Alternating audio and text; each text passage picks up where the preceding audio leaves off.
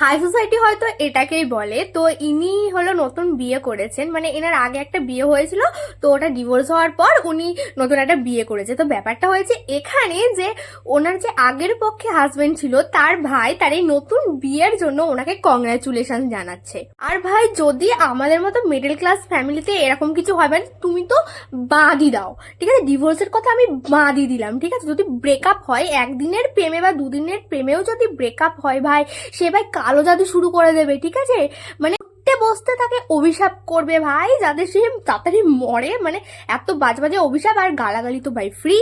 এইসব যদি আমি বাদ দিলাম, তাহলে যার সাথে ডিভোর্স হয়েছে তার পাড়ার আশেপাশে যদি তাকে দেখতে পাওয়া যায়, ঠিক আছে, দূর থেকে মানে মনে হয় মারপিট চালু হয়ে যাবে, আর গালাগালি খিসেছে সে মানে তার আশেপাশে ঢুকতে পারবে না, এই একদম দেখাই যাবে না। তো এটা দেখে অবাক হয়ে গেছি ভাই আমি। যাদের ডিভোর্স বা এগুলো দেখেছি, তো এরকম দেখতে দেখতে বড় হয়ে আমি হঠাৎ করে রিসেন্টলি দেখি যে এনার ডিভোর্সের পর ওনার আগের পক্ষের হাজবেন্ডের ভাই কংগ্রাচুলেশন জানাচ্ছে। আমি তো দেখে ভাই আকাশ থেকে নিচে পড়লাম।